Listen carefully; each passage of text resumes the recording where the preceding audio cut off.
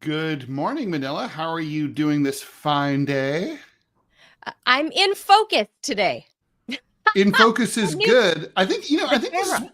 I think this is one of those things that like you noticed more than other people noticed. You know what I mean? Like it's sort of like when you go out on, well, if you go out in public and you have like a big zit on your face or something, and like you're thinking everybody's staring at my big zit, but no one's staring at your big zit, but you think they are because there's just, you know, you're so self-conscious. I think you were self-conscious of your low res, and My then my my like 8-bit resolution the past couple of days. yeah, It's like yeah, but reality is nobody really. I mean, nobody said like, "Holy crap!" Like, what's with Manila? She's all why blurry. is she all fuzzy? She looks like Barbara Walters on the original View, all blurry.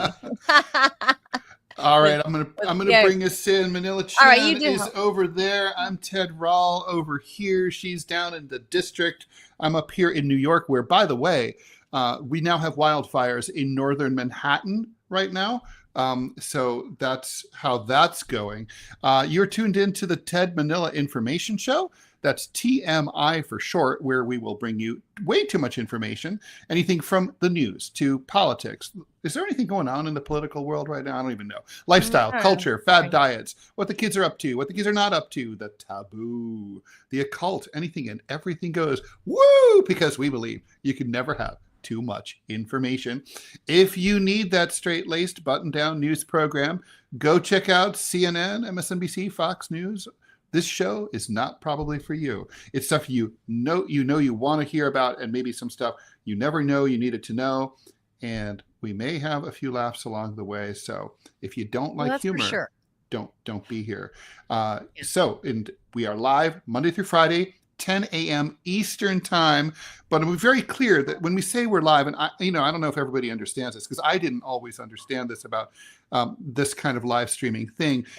You can still watch it later streamed. It's like no difference. The only difference is when it's live, you can go on to the Rumble feed and you can subscribe and support us that way. So that's useful. Also, when we're live, you can chime in on YouTube or on Rumble on the live chat, and Manila and I will see your comments, and we may even respond. And if you have a question that you'd like us to address, one of us would like to, both of us to address, or our guest to address, you can do that. So that's kind of the advantage to do that. Anyway, we are going to be talking today about something very important. We promised you information that you need to know. Well, of course, Haitian immigrants became controversial during the election campaign when President-elect Trump accused Haitians in Springfield, Ohio, near where I grew up, of eating cats and dogs, and also geese and other like local waterfowl. But that obviously there's obviously that's a whole separate topic. But there's a lot of Haitian immigrants. Why? Well, because Haiti, where they're coming from, is such a hot mess. We're going to be talking to an expert about Haiti, about exactly what's going on there, why it's happening, and what could possibly save what is essentially a failed state just 600 miles off the coast of Florida. So keep it right here. The TMI show, the Ted Manila Information Show, starts now.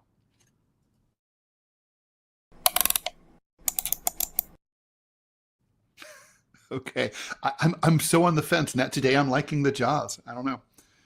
All right, let's read a headline. Republicans have now cemented their control of the House of Representatives after holding on to critical seats in Arizona and California and defeating incumbent Democrats in key battleground districts, handing the GOP that much coveted governing trifecta in Washington in order to enact President-elect Trump's agenda. It is not yet clear what the exact margin of the Republican majority in the House will be, and preliminary counts point to the likelihood that they will again hold only a slight edge over the Democrats. So in other words, in the House, things haven't really changed. Votes are still being counted in some critical contests in the West, and a few other races are still too close to call. The resignation, oh, by the way, I know that they either just did or they're about to vote to reelect the Speaker Johnson as the... Yeah, so he's going to be the Speaker of the House again. No surprise there. The resignation of Matt Gaetz of Florida is a surprise because they've been trying to get rid of him 6 ways till Sunday, but they didn't want to get rid of him this way. because Trump has decided to nominate him for Attorney General. And so that resignation does complicate the math for the GOP, because maybe a Democrat would replace Gates. But Representative Hakeem Jeffries of New York, the minority leader for the Democrats, has conceded that the House of Representatives will now be in Republican hands. The AP has declared the House to go Republican after calling an Arizona race for Representative Juan Ciscomani.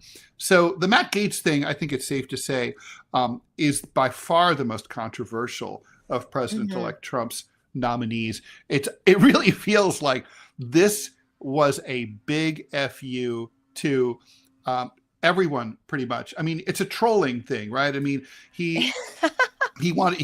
everybody says the DOJ should be somewhat independent, that they should be a bulwark against Trump, but this is a real loyalist. And, we're talking about a guy who's literally being investigated for sex trafficking. I mean, Matt Gaetz is a sleazebag par excellence, right? I mean, with a predilection for underage ladies. He's a gross. Just say girls. That's true. Girls. He's a he's a yucky dude. He's the yuckiest of all yucky dudes. He's slimy. He's definitely like one of those like gross frat boys a frat man that just never grew out of being a frat boy, but he's a congressman. It's very like that. And he was easily reelected, even though they tried to primary him out. It didn't work. So, look, Manila, I have to say, I don't know how this is going to play out, because it does seem initially that there's, a lot of people are kind of like swallowing their own vomit on this, even among the Republican conference. And there's a possibility he will not be confirmed. Yeah, that is a real possibility, which is why I was kind of surprised last night that he would resign. It's like he's counting his chickens before they're hatched, but at the same time, that House Ethics or whatever committee their report on him is due to come out this week. So I feel like the timing is just right that he's like, okay, I got the nomination for AG.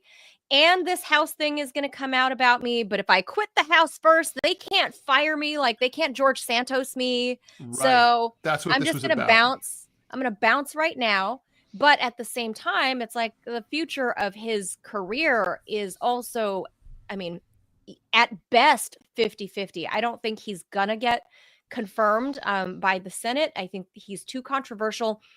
Even though the Senate this time will be owned by the Republicans, with the new Senate majority leader, obviously with McConnell officially being booted out yesterday and John Thune coming in, there are a lot of Mitch loyalists that will never, ever approve somebody like Matt Gaetz. So already going in, he's working an uphill battle. I don't think he's going to get confirmed. So I don't know. Maybe this is a move to save face. Does Trump know that? I mean, like, I think, I don't know about Trump himself, but I think others within Trump's circle must know that. Is this like a way to throw Matt Gaetz a bone and help him save face that he can kind of, blame jumping out of Congress on saying, oh, I've got this cushy new job coming my way, when in reality it was to dodge this House ethics thing that they, that's interesting. Yeah, that's like that's Machiavellian enough, I suppose, but it doesn't really make any sense because it's such a temporary thing. I mean, why not appoint him to a position that's not subject to Senate approval? Why not give him a political spot, like say in the RNC or something like that? Well, he might. I mean, but I think the announcement is just an announcement, and it'll ruffle a lot of feathers. But it's going to be really embarrassing for President-elect Trump if he's, if such a high-profile nominee is shot down so early on. I mean, it's going to, it'll hurt him in terms of his power. Ted, we're talking about Donald Trump. Do you really think who is this giant, by the way?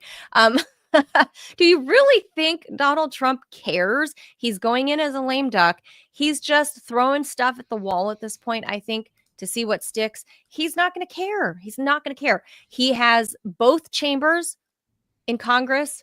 He's going to probably get to replace Justice Sonia Sotomayor. Trump gives no F's at this point. He's a lame duck going Tulsi? I mean, Tulsi is being portrayed as a controversial choice. I soured on her when I discovered what a militarist she was. But even so, she's going to be appointed to DNI. And I got to say, of all the people they could have picked, I mean, she's great. I'm like, yay, Tulsi for DNI. I'm like totally into it. Why is she considered such a controversial choice? I feel a little dumb about this. Controversial to who, though? Well, obviously to the establishment. Yeah, to the establishment. But like because they're trying to peg her as a Russian propagandist or Russian sympathizer. That whole thing. I remember I was written up about on either as NBC or MSNBC when she announced her campaign last time to run for president as a Democrat, when she threw her hat in the ring. I just so happened to be on air, right? And my phone flashed that Tulsi Gabbard was throwing her hat in the ring. So I happened to be the very first person, like in all of cable news, to break the news that Tulsi Gabbard was joining the race. And just because of that, just because I happened to be live on air and my phone got the update and I didn't need to clear it with producers to say the breaking news, I was able to do it several minutes before them. Because of that on RT, I said that on RT America. Because of that, boom, they're like, look, RT promoted her first, like 5 minutes before everybody else, blah, blah, blah. And they showed my picture and that I was somehow connected in on the, like, no. It's like, it was a miracle of an iPhone. You were like, you don't have an iPhone? Yeah, like, you don't have your iPhone sitting at your news anchor desk? Like, that's how connected I was. But they took every chance to connect Tulsi Gabbard to Russia.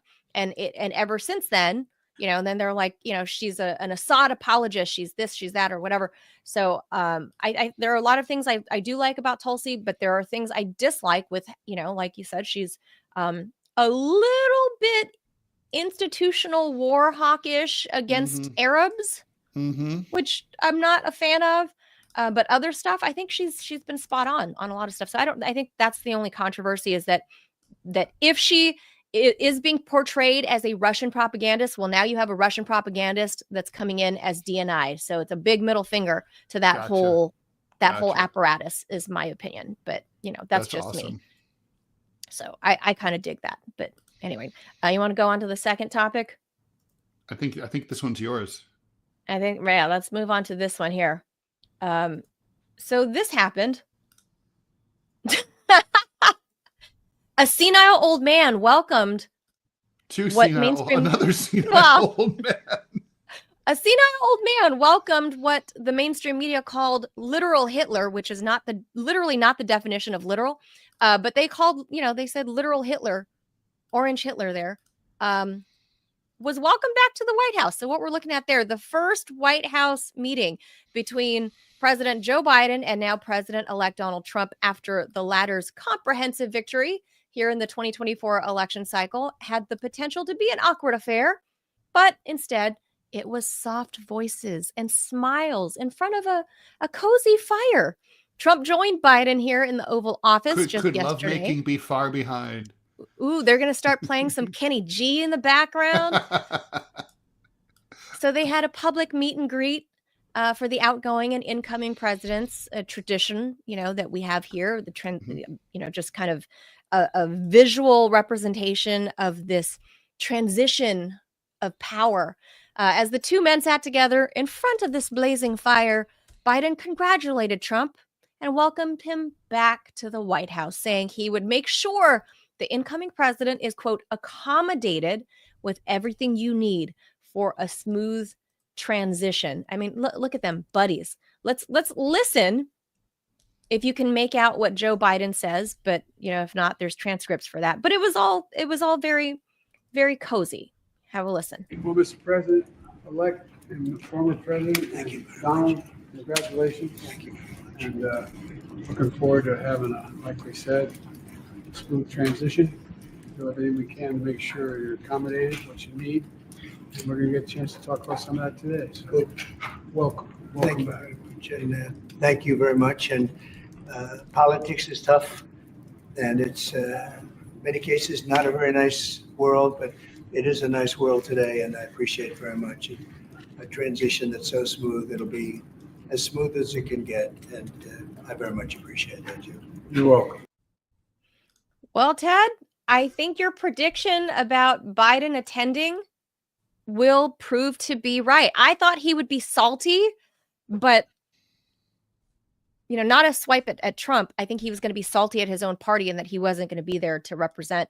But I think your prediction is going to prove right. Look at these two. They're like BFFs all of a sudden because Joe Biden proved to be the new king of the party, because in one fell swoop, by knocking out Kamala Harris and with all his gaffes or whatever, she's knocked out.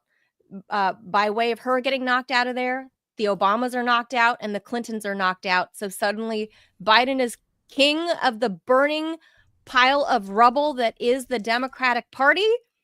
And no wonder the dudes all smile. So I think you're right. He will be there at the inauguration. Look at them. Yeah, I mean, what do you make of this? I mean, obviously, this is a binary thing. It was either going to happen or it was not going to happen. Why I guess probably this was initiated by Biden and the White House. Yes. Why do you think he decided to do that? Did he wanted to say, like, I'm bigger than they are. I'm going to set the example. We're not going to make it the new norm that we don't do transition. Like last time there was no transition team Correct. working together, and Trump slunk off to Mar-a-Lago, fuck you. I won and you eat shit. You and guys whatever. Stole this from me. Yeah. Yeah. Well, so, do you think this was about Biden trying to be the bigger man, or, what not because it was, I don't think showing that he's the bigger man, not because it was the genuine feeling. I think he's trying to do this as a fuck you to his own party because he feels fucked over by his party. So if you look at the timing of when Donald Trump won the election, and we thought it was going to take days, right, for the count to be finalized. And before everything was even official, before Trump did a victory lap, before Harris even conceded, even in a phone call, it already leaked. And that's not these leaks aren't accidents, Ted. Like these are deliberate leaks, right? The Biden camp fighting with the Harris camp, the Biden camp first leaked that POTUS called incoming POTUS first before Harris conceded. That to me tells me that's a swipe at Harris and the rest of the party. So Biden's people called Trump and said, "Hey, let's hang out, bro. I'm going to tell you where the bodies are buried." I think that's what's happening. And why was Trump willing to do it? I mean, because he wants to know where the bodies are buried. Well, look, you posited, I think this was like offline. We talked about this yesterday. You posited the possibility that, they might be talking about Hunter, right? Like, I think I said that on the show. I said it on the show. Yeah. Like they have a few secret things, like sort of like, well, I said I wasn't going to, could you look out for my son? Could you, totally. By the way, I speaking totally think that's what happened. Quick prediction is, are we going to see mass pardoning of January 6ers on January 20th? I think so. I think the private exchange, once the press was ushered out of the Oval or wherever this is, once they're ushered out, I think the real nitty gritty talk, and Joe was obviously good on his meds yesterday. God bless him. And he's better during the day, if you've noticed. Yes. That. Yes. They said he doesn't do anything after 4:00, right? So yeah. Mm-hmm. Well, because you got to get to the senior early bird buffets when the Jell-O just comes out and it's cold and the Cool Whip hasn't coagulated. It's still like mixed into the Jell-O. You know what I mean?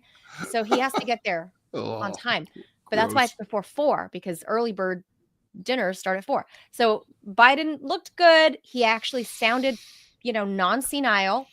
And I think what happened after the press is ushered out is that these two talked, and I believe POTUS Biden removed that hat and became dad, right? And probably asked for some protection for Hunter Biden and the rest of his family, who, everybody that's been potentially going to be indicted for dirty whatever, because there's a lot of money moving hands within the Biden family, the brother and, Uncle Jim and whatever. So I think there's going to be some protections that were requested out of Trump. And in exchange, Biden's going to tell where all the bodies from the Democrat Party are buried. And I think Trump is going to use that and put it in his tool belt. And then come J6, he's just going to... Can you be more specific? What do you think he's telling? What do you think Biden... When you say where all the there's bodies are probably buried... secrets. I think there's secrets that the press doesn't know about. I can't, because I think there's secrets that you and I, the press, nobody even knows about. I think he probably told Trump what really happened, how he was pushed off the ticket and how he and Nancy Pelosi had a 40-year friendship. Do you think it's also do you think there's also advice, like, for example, foreign policy stuff, like, hey, keep an eye on Vanuatu. They're up to no good. No. I don't think there was any of that. I think this entire meeting was all about quid pro quo. You take care of me and my family, my son. You make sure. I mean, you watch. Come January, Hunter's California gun charges are going to disappear. I really believe that. I believe things are going to magically disappear for Hunter, or at least be not as bad. And I think Joe is going to slink off into the sunset and sail away to wherever you sail to in Delaware. And Trump is going to have an arsenal of stuff to use against Nancy Pelosi, who is the Speaker Emerita, this made up title. Mm-hmm. I think he's going to be able to open all, with Republicans hanging on to that narrow lead in the lower chamber in the House. I think they're going to be able to open up some nasty ethics investigations into how Nancy Pelosi became filthy fucking rich and is the best stock trader ever. I mean, forget the Oracle of Omaha. Nancy Pelosi is the way to go. So I think there's going to be stuff like that we're going to see, and it's going to be a freaking circus the first quarter. And we're going to see probably old Nancy and people like that get pushed out because they need to run away and hide, because there are some scores to settle, and Washington is going to be lit first quarter. That's all I'm saying. All right. Well, we shall see. That's my prediction. All right. I think that's a pretty solid one. All right, let's move on. Here in New York, the state population could plunge by more than 2 million people by the year 2050, which is only 26 years away, a drop of more than 13% of the total population. New York's population is projected to shrink primarily due to low birth rates and aging and dying residents not being offset by new domestic or foreign arrivals, according to a report from the Cornell University School of Public Policy's program on applied demographics. The projections confirm what we've been seeing for some time, which is that if the demographic trends in the state don't change, its population will continue to decline. That's according to lead analyst Jan Vink in a story that first appeared yesterday in the Cornell Chronicle. Conservative estimates suggest a population decrease of 1 million by 2050, but we think an even greater decline is more likely. Study finds that the population could fall from 19.7 to about 17 million. New York already has suffered a major population loss due to the pandemic, massive deaths, and others fled the infection-ravaged state. New York could lose seats in the U.S. Congress, and states like Florida and Texas might pick those up due to the flow of population from north to south. Domestic migration flows are the biggest driver of population change in New York, but also the hardest to project, according to Vink. One thing's clear, the long-term trend is that more New Yorkers have been moving out of state than people moving in from other parts of the country. Mm-hmm. I know that this report does not really take into account many of the new migrant arrivals who are now clogging New York City, but it is kind of a reminder of what I think is the real agenda of the Biden administration in throwing open the border, is that we have low populations in states like New York. It's going to get worse and worse. They feel like they need more people. Again, If I'm right, I don't understand why we can't get a public official to go on television with some charts and explain to the American people what's going on with demographically. But Cuomo was really good with charts. I'm just saying. I love my charts. If I had a job like that, I'd be doing this like every day. I'd be explaining to the people what I'm doing and why I'm doing it. But they just do things, and they just paid a big price for it, for not explaining themselves. I mean, the explanation might not have landed. People might have said, I don't care, lower population is fine. It's like less competition for work or whatever. But they don't even try to communicate to the voters why they're doing what they're doing, and it's naturally just pissing them off. Anyway, I love New York City as a visitor. I don't know what it's like to live there, especially because you live in the city, Ted.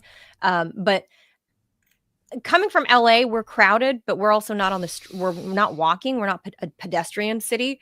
But I kind of don't like that there are so many people brushing up against you in New York. So I don't know, maybe you guys can do with a little bit fewer people. Well, remember, this is for the state too. It's the whole state. And we have upstate is a lot of empty space. MSNBC has averaged 550,000 viewers since Election Day. That's a 39% plunge compared with the network's average in October. In primetime, MSNBC's audience has also gone down 53%, according to Nielsen. The opposite has happened at Fox, MSNBC's conservative rival. Fox's audience in primetime has gone up 21% since last Wednesday, with an average of 3.3 million viewers, according to Nielsen. Its total day audience has gone up 38%. Viewership totals have plummeted or spiked in the immediate aftermath of presidential elections before. MSNBC's ratings also declined after 2016, and Fox experienced declines after 2020, but that dip was largely attributed to a backlash against the network from its audience for declaring that Biden had defeated Trump in Arizona, a crucial battleground state. Fox eventually saw its ratings bounce back, as did MSNBC in 2017, so probably something similar will happen here. I gotta say, Manila, I mean, I feel exactly some news like this makes me feel like I have nothing in common with my fellow Americans. I mean, when I always think that the best media is oppositional. Like if the president's a Democrat, I watch Fox, because if you watch MSNBC, it's going to be boring and stupid to watch them carry water. Yeah, exactly. It's like state media. They're carrying water for the system. I want media to be digging up dirt on the existing government, no matter who it is. I'm pivoting now over to MSNBC, away from Fox, now that we're going to have a new Republican president, a new old Republican president. I don't know. It just doesn't make any sense to me that this is like, I mean, I guess everyone wants to be on the winning team. They want to go where the excitement is. I mean, it's sort of like if you follow a sports franchise and your team is losing, you don't go watch the game. I guess it's that mentality. Yeah, I don't know. I don't know about that with news anymore. Like for me, plain and simple, cable news is dead. It's all streaming. It's all alternative media. It's all podcasts. It's all stuff like that now, which we can say broadly is alternative media, because for this reason, that I think most people are just sick and tired of the extreme left, the extreme right. And I think a lot of people want to see news that is willing to hammer both any and all sides. And I think MSNBC, they've been sucking for a long time. They have been sucking since Bush 2 left office. So MSNBC, I think there's no coming back for them. That's why Comcast is ready to dump them and sell off that dead weight. I don't know who's going to buy them. Oh, but speaking of buying, let's also add in that breaking news: The Onion, the satire website, has just bought Alex Jones's InfoWars at his bankruptcy auction. So there's that. So what do they get? I don't know. What for? What's the point? I don't get it either. I don't know why the Onion would buy that, but whatever. The Onion bought it. I wish the Onion would focus on bringing back their print edition, because that's what I really miss. Oh, they had a physical print, right? Yeah, it was, and it used to be distributed for free here in New York City, and and honestly, it's a better experience than to look at it online. So, well, everything is online. Yeah. Yeah. So, okay. One more story before we get to our guest and our main topic. I gotta show you guys this thing. I forbade Ted from talking about this topic because this impacts people that literally look like me, Ted. Yes, it does. So this is a Japanese politician, a conservative politician in Japan, is backpedaling on farcical comments he made last week about banning women over the age of 25 from ever getting married and forcing women over the age of 30 to remove their uteruses, or is it uteri? Naoki Hayakuda, leader of the Conservative Party over in Japan, addressed the country's declining birth rate during a YouTube stream on Friday before offering a hypothetical idea, which he said he doesn't support, he says, which he said he doesn't support, of women having their uteruses removed when they are over 30, according to Kyoto News. Quote, women would not be allowed to go to universities from 18, and a law would not allow single women over 25 to ever get married, Hayakuda added. He defended his theoretical proposal to another member of his party who interjected to tell Hayakuda his remarks were inappropriate. Quote, I was explaining about the time limitation faced by women in giving birth in a plain way. That was his defense.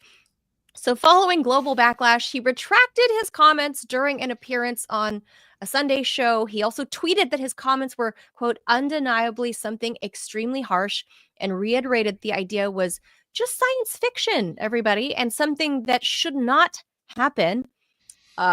So real quickly, what I'll say, as a woman who didn't get married till close to 40, that didn't start a family till I was close to 40, I would say a big screw you to this man.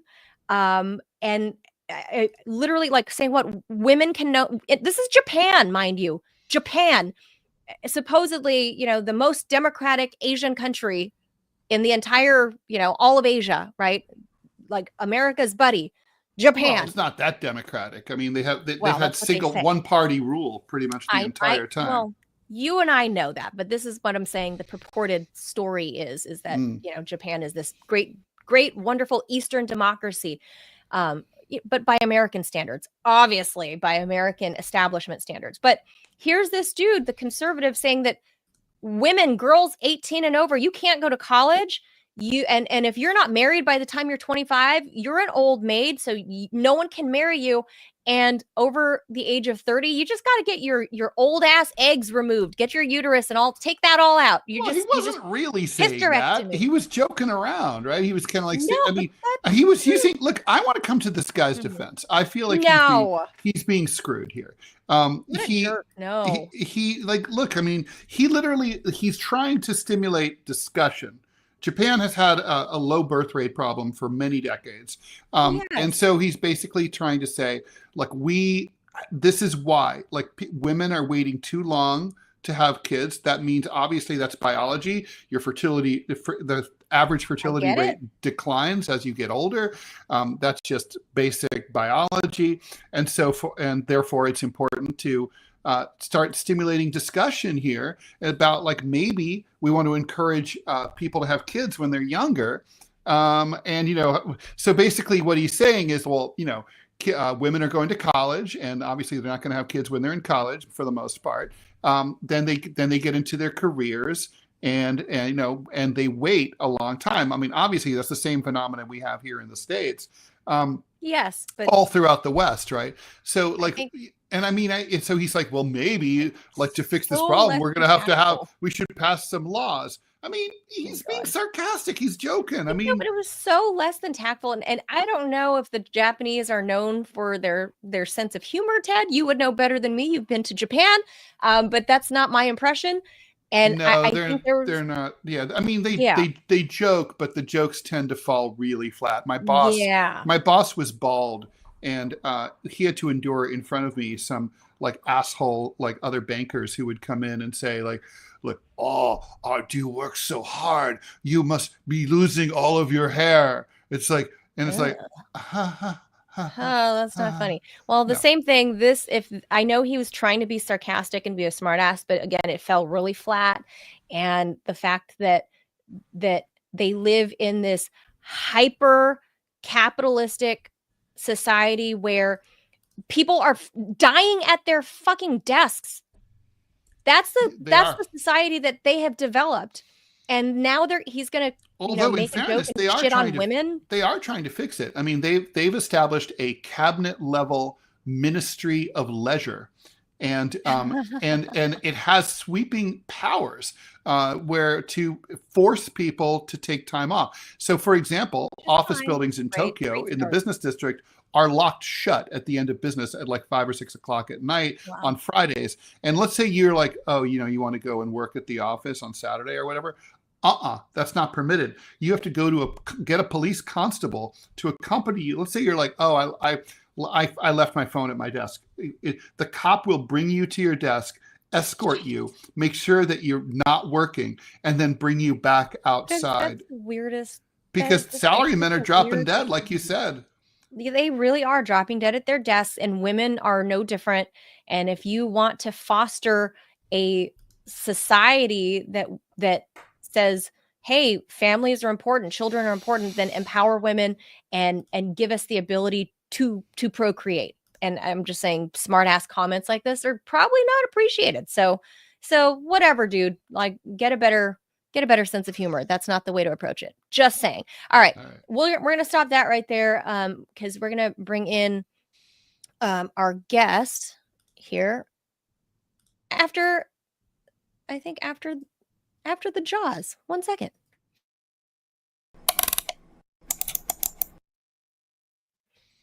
All right. So you guys may or may not have heard there's stuff going on. Ted, do you want to read this and then we'll bring in our guest? I'd be absolutely happy to. All right, here we're going to dive into one of the most vexing problems in the Western Hemisphere, a failed state in the Caribbean, less than 600 miles away from the U.S., exploited and ravaged by French and American colonialism and decades of brutal dictatorships. Haiti has been destroyed by a huge 7.2 Richter scale earthquake back in 2021, and hurricanes all the time. It's always on the hurricane route and is now in the hands of violent gangs. Recent headlines paint a gruesome picture. Haitian policemen attacked a Doctors Without Borders ambulance recently and murdered the patients that were inside. The capital, Port-au-Prince, is completely controlled by the gangs. Starvation is rampant. The FAA has had to ban U.S. flights in and out of the country after a Spirit Airlines jet was struck by small arms fire. Fortunately, it was only Spirit Airlines, not an actual airline. At least 5,000 people have been killed in the last year. As the country's security crisis continues, 5.5 million Haitians struggle daily to find enough to eat, and gang activity has displaced over 700,000 people. On the human development front, Haiti has tens of thousands of confirmed cases of cholera. 1 out of 5 kids are at risk of cognitive and physical limitations, and only 78% of Haitian kids who are 15 years old today will make it to age 60.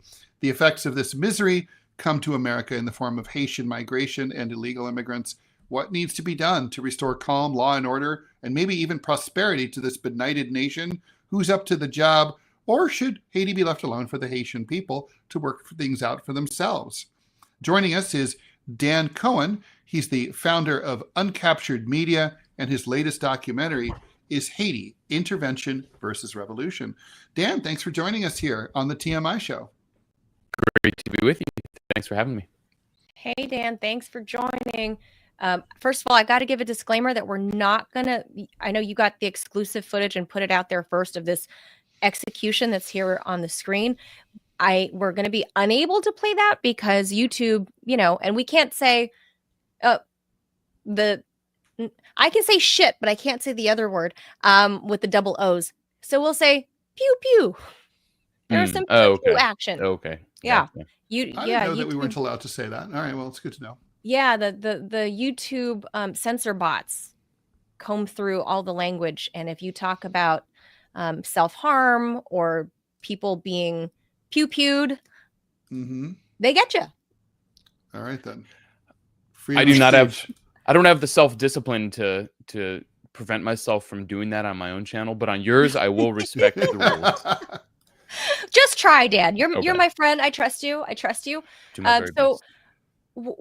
what Ted just read, like excerpts from Western media narratives about what's happening there. You've been on the ground, I think more so than any American reporter. Tell us what's actually happening, especially given like this, latest shooting at airplanes, or even, companies that pose as airlines like Spirit. I think it's like cargo for humans, but same thing, whatever. So that's happening there. And then like all these like gangs versus cops, like who's the good guy, who's the bad guy? Can you kind of summarize for us? Yeah, absolutely. It I mean, that description that you gave, Ted, was, I would say, quite accurate. The only thing that I would challenge, and not a challenge to you, but I mean that's essentially, the narrative, Yeah. Is the term gangs. What are the gangs? What are the police? And this kind of gets to the heart of what's even going on in Haiti. So, as you explained, Haiti's just been in a very gone through an extended period of I would say fomented chaos. I mean, it's no secret what's happened to Haiti, I'll put it this way. Ever since Haiti's 1804 revolution, the U.S. has sought to punish it as a sort of neo-colonial power, and that in recent decades has involved 2 U.S. orchestrated coups d'états against the first democratically elected president in Haiti's history, who was an extremely popular guy named Jean-Bertrand Aristide, who was a theologian priest who spoke of nonviolent revolution. He was couped twice by the U.S. And so in the aftermath of that second coup, which happened in 2004, basically the Haitian state was gutted. The U.S. Successfully installed its own puppets. We saw the 2010 earthquake, which killed something like 100,000 people. I think actually the studies, I've seen a very important study that says that the deaths are actually overstated from that earthquake.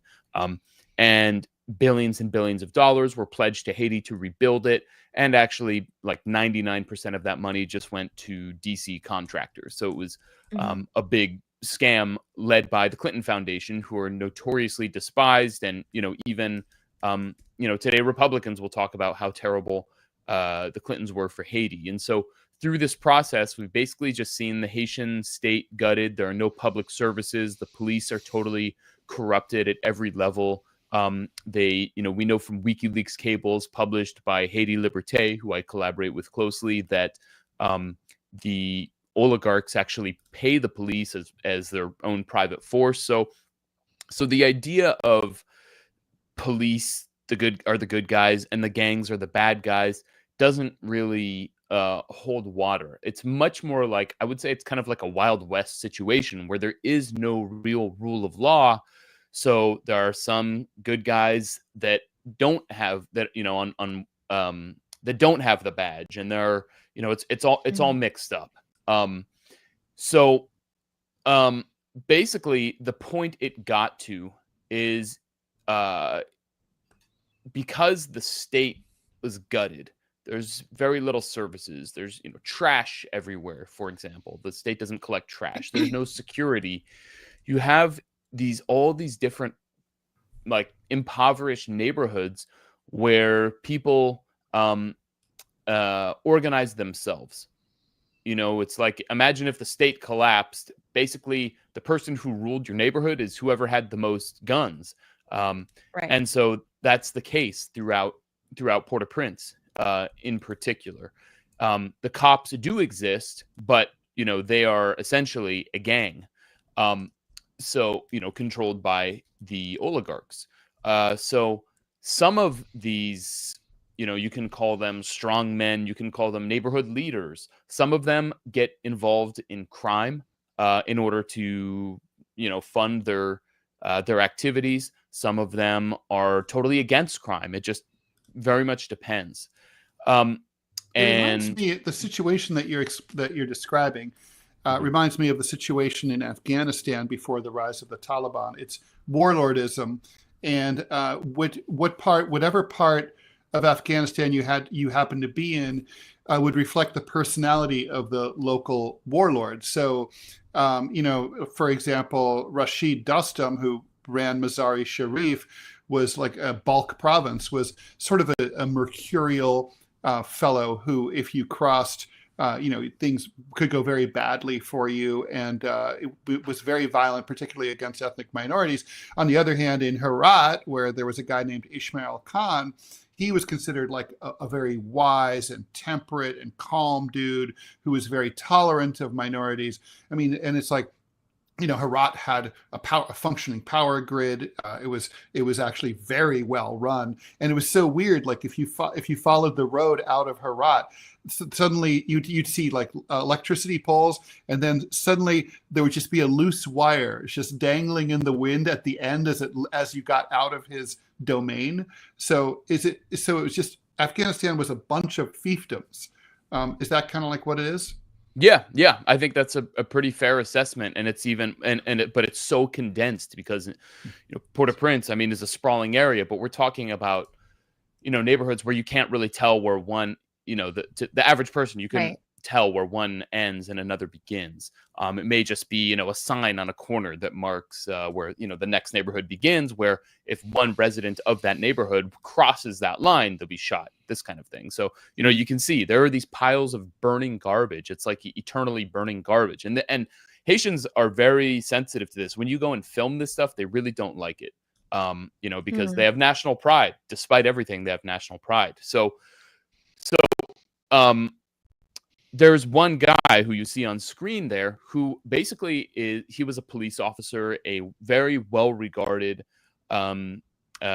professional police officer who was trying to do the best for his neighborhood, who was basically the fall guy for a police operation gone awry, in which the U.S. soft power, in the form of human rights organizations that actually have nothing to do with human rights, but are basically regime change tools, accused him of carrying out a massacre.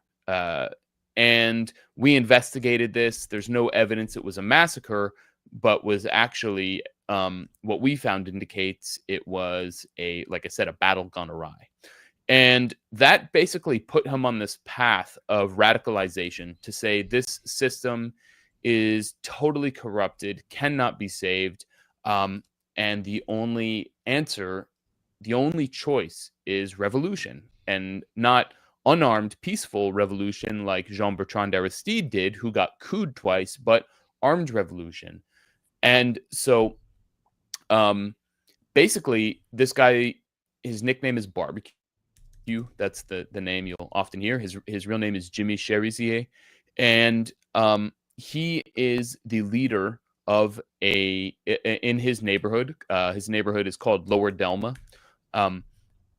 and his whole concept of how to achieve this revolution in this totally disparate, contradictory situation of all these different neighborhoods fighting against each other is to basically stop fighting and unite, and even unite with guys and armed groups who have carried out crimes, who have kidnapped, who have murdered innocent people, and to unite with them in order to get rid of the oligarchy and establish Haitian sovereignty, so then they can, decide their own affairs. Now, these criminals that he has allied with, they tend to commit, the crimes they commit tend to be actually on behalf of the oligarchy. So these corrupt oligarchs will give them, $10,000, say, to go attack another neighborhood, burn down houses, these kinds of things. And so it's Why? not, for example, there is a car dealership right across the street from Lower Delma, from Cherizier's neighborhood. The owner of the rival car dealership wanted to take that one out. So he approached Cherizier Barbecue and said, do this for me and I'll pay you. And Cherizier, refused and walked away. But it's business and politics. So, Wow. Cherizier's neighborhood, they have Like a program. mobster stuff. Yeah, kind of. it's exactly that. Cherizier's neighborhood has so part of his revolutionary program is there's a social aspect to it where they provide clean water at very low cost for the residents. They also provide security. We saw a couple, like 2 minutes ago or so in that video, they in the documentary that we're airing in the background there, we saw a guy sweeping garbage, whereas everywhere in Port-au-Prince, there are just piles of burning trash.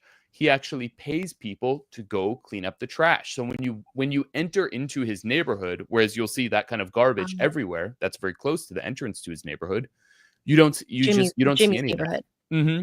So you don't see, this kind of like post-apocalyptic dystopia. You see poverty, but not, this kind of thing. So here he is, exactly. So here's a guy cleaning, and he's explaining this is part of another vision. So every day, guys go around and clean up the garbage. So this is part of it. So, so basically, the oligarchy and the U.S. saw this as a threat. They saw, wait a minute, Haitians are trying to take care of themselves, organizing themselves, and they got this little cart to get rid of the trash. We can't have this. So they started. They just basically, wanted to strangle this baby while it's in the crib, and that. This was a few years ago. This was in 2021. Right. We filmed this documentary. And so what's happened since then is Cherizier has had a significant amount of success in uniting these different armed groups. At this time, he had united roughly 9 of them, though actually a few more. And he had created an organization called the G9. And this was an anti-crime coalition. And the whole thing is we defend our neighborhoods from criminals. And, when one gets attacked, then, we go and help, it's a pact. All the time that he was fighting against these criminals, he was appealing to them and saying, guys, let's stop fighting because we don't actually benefit. None of us benefit. It's the oligarchy who benefits. They give us the guns and the bullets to kill each other while we continue to live in these conditions. And, that slowly would resonate with some of the different groups, and it was back and forth. And so the thing that actually really advanced that whole project was imperialism. So the US, seeing this project, basically decided we want to send a military force in to take out these so-called gang leaders. And so since 2021, immediately after the assassination of the president, Jovenel Moise, which I didn't mention before, which, there are U.S. fingerprints all over that, and curiously, no interest in determining who assassinated the president in Haiti. Right after they assassinated him, the Pentagon began drawing up all these different plans for an invasion of Haiti. And, they want to do it by a proxy force. So the U.S., the Biden administration... Who would the proxy force have been? Like would Kenya? that have been like the OAS or something like that? They've tried with so many different countries. They tried with the Canadians to get them in. They tried the Brazilians. The Brazilians played a big part in there was a UN occupation of Haiti from 2014 to 2019. So, only 2 years after the occupation left, they want to reoccupy it. But basically, these countries did not want to be the face of it. And so the US, in accordance with the kind of woke imperialism ideology of, the Biden administration, was like, we'll get the Kenyans to do it because they're black, and we'll call it, Pan-African solidarity. And so about a year ago, just over a year ago, what happened was the UN blessed this force, but it's not an official UN force, but the UN Security Council did Right. approve it. They deployed a couple of hundred Kenyans, and these Kenyans yeah. have a horrific human rights record. I wrote about I did a big piece on them. They're just death squads. I mean, this is like the most corrupt, brutal police force basically on the African continent, totally trained and funded by the US. So they're sending in basically Kenyan death squads to fight the so-called gangs. Yeah. And so death squads have such a bad reputation. Because when you're called a death squad, people just think you're not cool. I mean, you just start thinking like Pol Pot and stuff, Dan. Like, you just got to get on board with rebranding, Dan. Like, this, just saying. Yeah, like Pan-Africanism. That's totally it. So Matthew Miller, the State Department spokesman, talking to the New York Times, says he released a statement, and he says that included a thinly veiled critique of power plays widely blamed for the political upheaval. So Matt Miller says this. He says, the acute and immediate needs of the Haitian people mandate that the transitional government prioritize governance over the competing personal interest of political actors. Right. So he's okay. So let me give a little bit more background, and I'll get to kind of the current moment and what the U.S., what the machinations are at this moment. So they send in these couple of hundred Kenyans, and it's just not going anywhere because the Kenyans, along with the Haitian police, are still outgunned. If you send in Kenyans, they don't speak the language. They speak English and Swahili. They don't know the land. That you're going into densely populated neighborhoods where, like any resistance force, they just totally blend in. They're going against guys who have pretty significant firepower. I mean, because Haiti's so close to the U.S., there's been a constant flow for years of high power weapons, of military grade weapons in Haiti. So you'll see some guy who doesn't have $1 in his pocket and is just wearing flip flops. These guys right there, but they're with carrying a $20,000 or $15,000 gun, however much, Right. So this is constantly coming into Haiti, and these Kenyans and the Haitian police are not even equipped to be able to go into battle. So they do these patrols. Yeah. So the US is like, we need to get more, but they've really struggled to get a proper, invasion in there. So now they are going to the UN Security Council and trying to get an official UN peacekeeping mission, to get basically blue helmet occupation back into Haiti again. So in order to do that, they basically need a Haitian puppet regime. And what happened is the guy, after the assassination of the president, the U.S. just anointed the prime minister, who's a totally corrupt guy named Ariel Henry, to be the de facto prime minister, the interim prime minister. And he was that for roughly 2 years, until when he actually was going to Kenya. He flew to Kenya to sign a bilateral agreement to have these Kenyan mercenaries come into his country. At that time, when he was about to fly back, Cherizier and his group went and actually attacked the airport, so he couldn't land. And so they forced this puppet president, who was totally universally reviled in Haiti, to resign. He basically got the call from Blinken on the airplane and was like, yeah, if you can't be in the country, you can't govern. So, and let's not forget, Henri is probably also, he's kind of been implicated in the death of Jovenel Moise. So exactly, there's that. Exactly. Yes. So yes, implicated in the assassination of the president. He was on the phone with the assassin, minutes before it happened. And just a coincidence. Yeah, total coincidence. Just, Dad, come on. Do you have a transcript? Right. so Jovenel so Ariel Henry, basically they forced Ariel Henry to resign, but the U.S. had been grooming the opposition for years, many years, in fact, because Ariel Henry is kind of from the, I guess you can say, conservative side of the oligarchy, and then you have kind of a nouveau riche liberal elite that they've all been vying for power and trying to figure out how they're gonna lord over the heaping pile of garbage. Not to disparage Haiti, but I mean that to say what the And you U.S. don't want has the turned listeners into. to you don't want to confuse people with Puerto Rico. Just saying. Right. So, this liberal opposition is basically a variety of different, also, corrupt, some criminal groups, some of whom have been involved with, funding some of the criminal gangs themselves previously.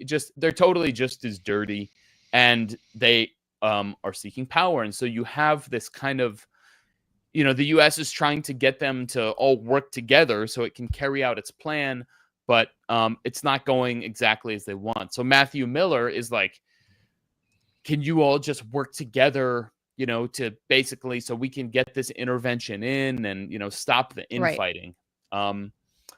So basically it's kind of a merry-go-round of these sorts of figures who are trying to be in power right now, at the same time as the U.S. is trying to ramp up the invasion, is what I call it, of Haiti, and target Cherizier. And I mean, the last part of it is, and what we show in our documentary, Intervention versus Revolution, which is, this one is what we're showing here is called Another Vision. It's a 3-part, right, your old one. Mm-hmm. Yeah, your old documentary. It's 3 episodes we did.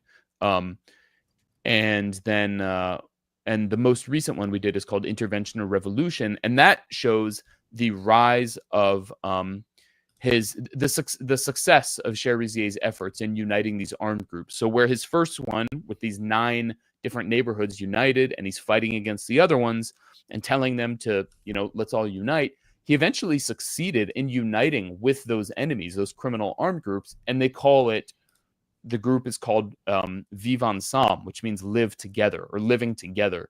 So the idea is not that, we all agree on everything and it's kumbaya. And it's not as if we forget about those crimes that have been committed, and there has to be justice at some point, but there is no rule of law. So without the rule of law, how can you have any real justice? So the primary thing that they have to focus on is getting rid of the foreign powers. And then, there's the next phase. So at this point, this Vivre Ensemble coalition has been pretty successful to this point, though, so the U.S. is bearing down. So I got last thing I want to throw at you real quick, Dan. I don't know. I've got a quick question too. Well, I mean, okay, go ahead. There was a viewer question about isn't Haiti and Dominican Republic physically on the same landmass? Why is one side a functioning country while the other side is not? Well, yes, they are on the same landmass. The island is actually called Haiti. The country of Haiti is on the western half. Dominican Republic is on the eastern half. I mean, it depends what you mean by functioning, because Haiti is portrayed as this unlivable disaster, that no one could live there, and it's just constant crime and rape and kidnapping. But the reality is, if you go up above Port-au-Prince, above these slums, there are like mansions, like Beverly Hills style mansions with helipads and swimming pools, and these people are living completely fine. They live completely normal lives, as if they're living in more or less in the US, but they live in gated compounds with high walls and barbed wire. And if any of these poor slum dwellers were to think about coming up the hills, they'd just be shot like fish in a barrel. So that's, but there is, of course, a significant difference in DR and Haiti in many ways. When you look at the slums, in part, it's I think because of there's more investment and wealth in Haiti. I'm sorry, in the Dominican Republic, in part because, for example, after the Cuban Revolution, a lot of the oligarchs, who own the sugar plantations, the sugarcane plantations, these kinds of things, went to DR. They took their money to DR. So you have more of that concentrated over there. So I would argue actually that in some ways the Dominican Republic, and again, there's a lot of poverty in the Dominican Republic too, if you go past the kind of tourist sites, in some ways is in a worse situation further away from any kind of revolution that could actually benefit the masses than Haiti. But yes, I mean, in Haiti, if you go, into neighborhoods like Cité Soleil, I mean, I've just never seen anything like the extreme poverty there. I mean, it's, literally it's below sea level on the island. And so Cité Soleil is where the sewage canals that run down the mountains of Port-au-Prince into Cité Soleil, they all go into Cité Soleil and then into the ocean, but they're all backed up, they're all clogged, and there's no services to dredge those canals. So every time that it rains, and you're in the Caribbean, so that's frequent. Every time that it rains, these ramshackle house or huts, we can call them. It's just like corrugated metal. They flood with sewage and rainwater. It's just happens all the time. There's disease, huge amount of joblessness. I mean, this is the conditions that these people have been subjected to. So yes, I mean, in that way it's worse, but it's all, it's just a result. I guess it all depends where you live. Yeah, and it's just all a result of basically the situation that Haiti has been forced into by foreign powers. Well, so, I mean, I'm sure you've been attacked by, accused of like sort of whitewashing for a violent gang guy. Barbecue, there's controversy about how he got his nickname, but some people claim that it's because he used to burn his victims alive. What do you say to people who say, like, you're basically so anti-imperialist and so anti-colonialist that you're whitewashing the record of a violent gang leader? So in our journalism and documentary filmmaking, and I'm talking about myself and my partner Kim Ives of Haiti Liberté, who's been working in Haiti since before I was born, since the 70s. What we set out to do is examine all of the charges, the allegations against Cherizier. And the first episode of our documentary is totally dedicated to that, to saying, okay, these are the accusations. Let's see what the evidence presented is. We look for evidence ourselves. We actually go to the ground, interview victims of these, or witnesses of these alleged massacres. We examine what the sources are. And we just found that there's no evidence that any of it is true. And what we did find is that these, this in particular, this so-called human rights organization that is funded by the National Endowment for Democracy, which, maybe your viewers know, it's basically just a CIA cutout,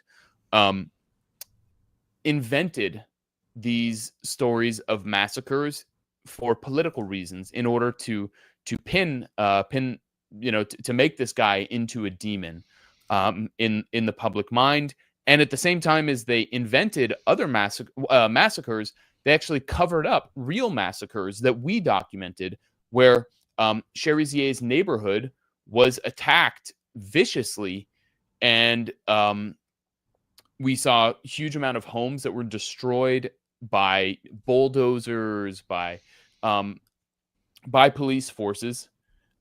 We met victims. We met people who fled. We met people who are living in a shelter, in like an outdoor sort of boxing gym park that turned into a shelter, and you have 100 or more people living in this thing, and none of these human rights groups went and talked to these people to see what's going on. We were the only journalists that had ever, none of the foreign journalists, the AP, the New York Times, ever showed any interest in examining what happened in this neighborhood and why. So what you have is basically a disinformation apparatus that on one hand invents massacres for political reasons in order to advance this U.S. agenda, and covers up massacres in order to, for the same reason. So none of it has anything to do with reality. It's all just an invented reality. And so this is, the first episode of our documentary.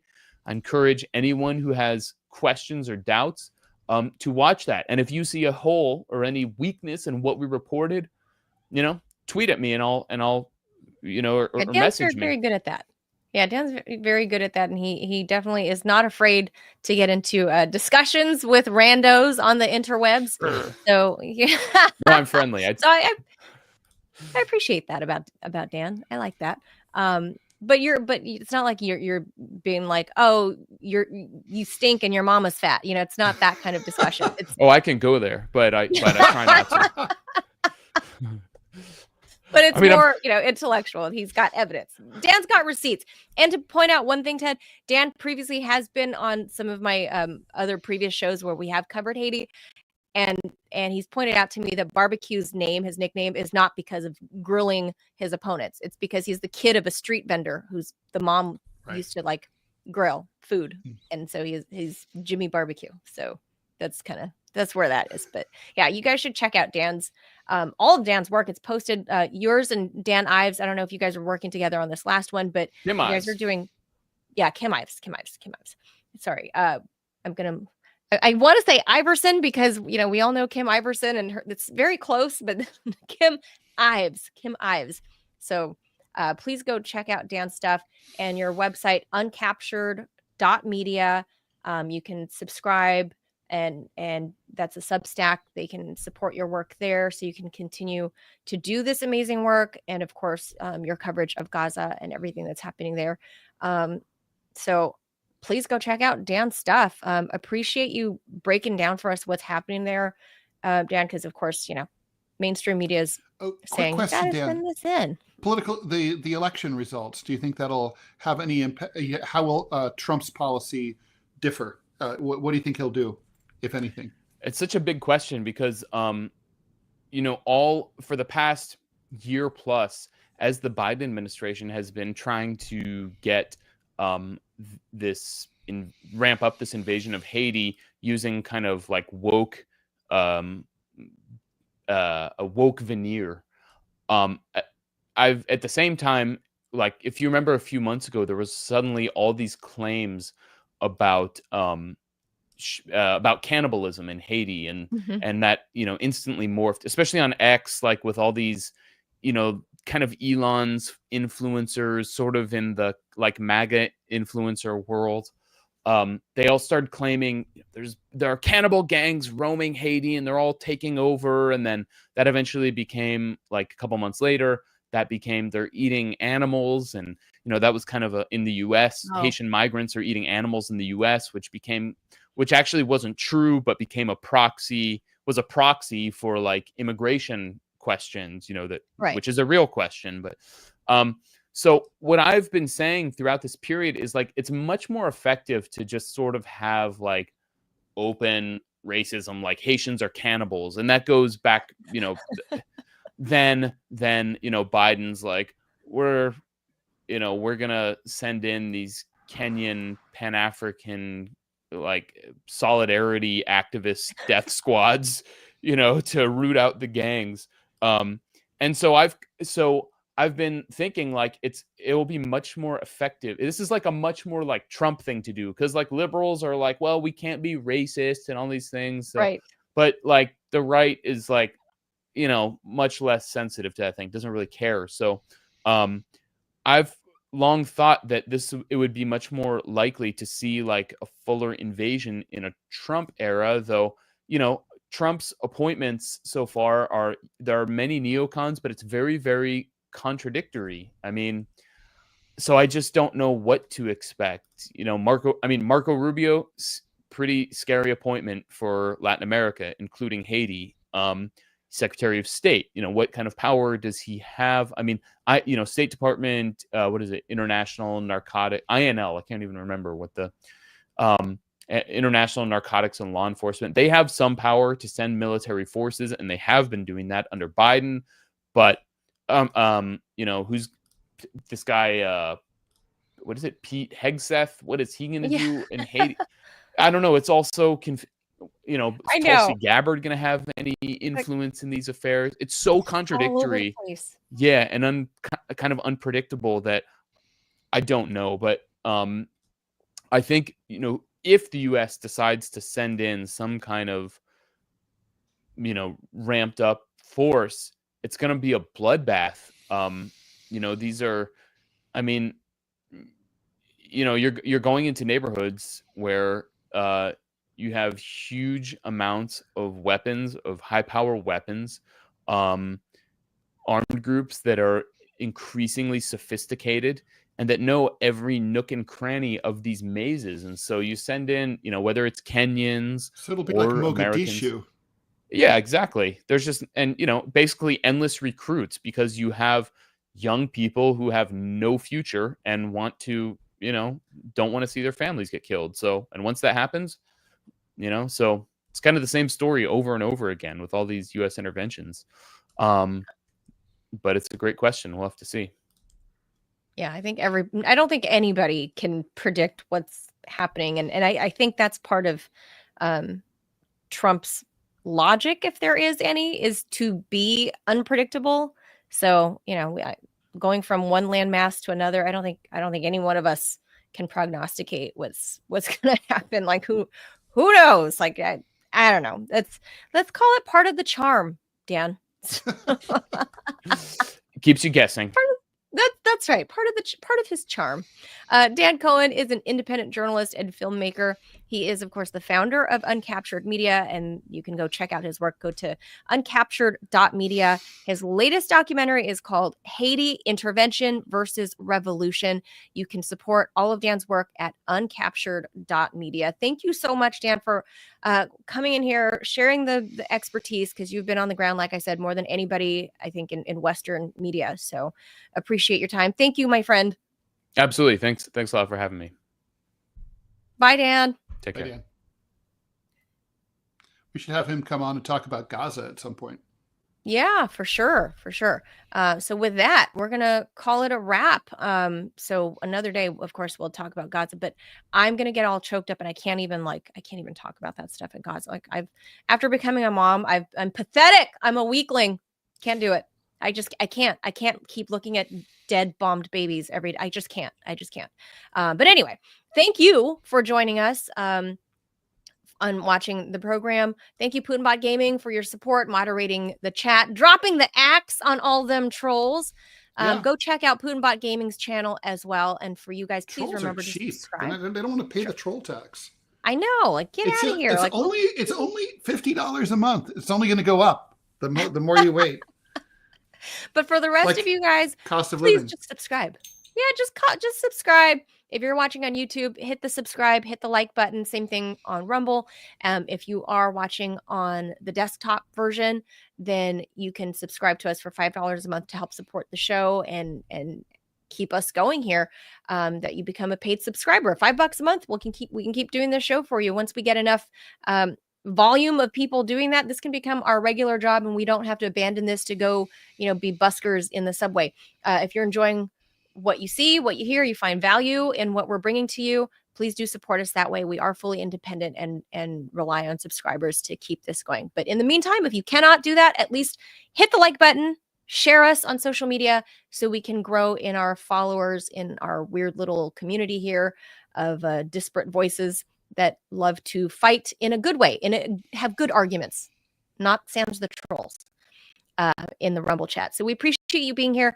We'll be back for a fun Friday, talking about all like the DOD tomorrow. That's going to be fun because who doesn't want a Fox News anchor to run the Department of Defense? A B-list Totally. Fox News anchor. He's the weekend guy. This, Yeah. I don't know. At least it's not Sean Hannity, I guess. I don't know. It Oh, might as well God. have been. I don't. Well, I mean, then the missiles will be flying. No, I mean, I mean, honestly, this is a guy who shouldn't be confirmed. He's just not qualified. I don't know. Yeah. Well, And I don't think he's smart enough to figure it all out either. Oh, he went to Harvard, I think. I don't know. Yeah. One So of these. believe me, We'll having see. gone to, I've known some dumb people who went to Harvard. Like whatever. Me too. Me too. But we'll talk to a DoD expert tomorrow. Mr. Mike Maloof is going to be here. You know, he's That'll be worked at the good. Pentagon for a long time. All right, guys, we're going to leave that right there. You all have a great day, and we'll be back mañana. Hasta mañana, everybody. Thank you for being here. Thanks, everyone. That was awesome. Bye. Adios.